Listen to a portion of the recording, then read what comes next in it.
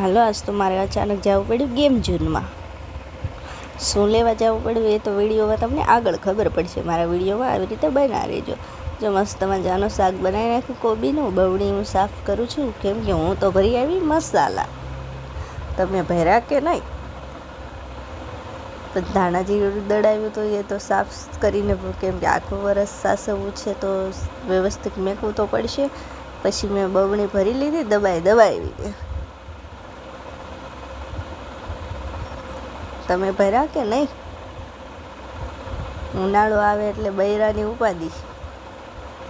પછી જો શાક થઈ ગયું મસ્ત મજાના ઉડાડી નાખ્યા ધાણા. પછી તો જો ફાઇનલી મારી મસાલાની બવણી ભરાઈ જ ગઈ. એટલી મહેનત પછી. તમે ભર્યા કે નહીં? તમારે ત્યાં શું ભાવ છે? પછી એક આ ગેસના બાટલાની અને તેલના ડબ્બાની ઉપાધિ નથી, આપણે સ્ટોક કરીને રાખ્યું છે. પછી તો અમે નીકળ્યા બારે શું લેવા ગયા એ તો તમને ખબર પડી જ ગઈ, કેમ કે અમારા કનિષ્કાબેન રહેતા નહોતા એટલે એને અમે બાર આટો મારવા લઈ ગયા. તો પછી અમે ગયા, નવું ગેમ ઝોન બન્યું છે તે જોવા ગયા. આ તમે ગયા છો કે નહીં? જોયું કે નહીં? આ કઈ જગ્યાએ આવ્યું છે? જો તમે ગયા હોય, જોયું હોય તો કોમેન્ટ કરજો મિત્રો. જો પછી અંદર અમે ગયા અને જોયું કે કઈ રીતનું છે, કેવું છે. જો મસ્ત છે, એકદમ સરસ. પણ હા, એક નાના છોકરાને રમવા માટે કશું જ નથી, આ બધું મોટા માટે જ છે. નાના છોકરા માટે તો છે જ નહીં કાંઈ.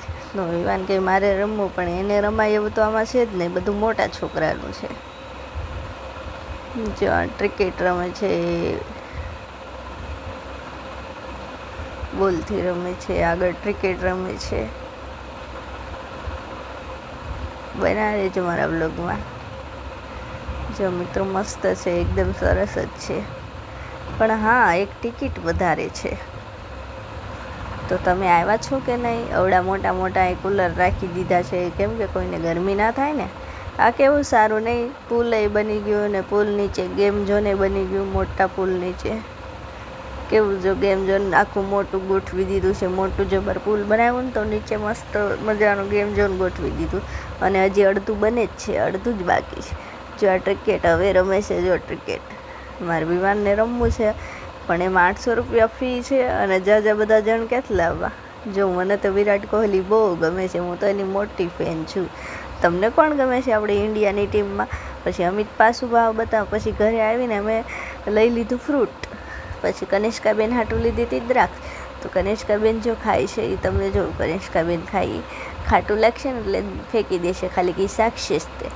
પછી વિવાનભાઈએ જો આવું કાંક લેવરાવ્યું હતું ફુગા બનાવવાનું, કે તું મમ્મી હું ઉડાડું છું, તું જો. વિવાનભાઈના ફુગા જો તમે, હમણાં એ ફોડ છે પણ જો કેવું ઉડે છે. આવજો, લાઈક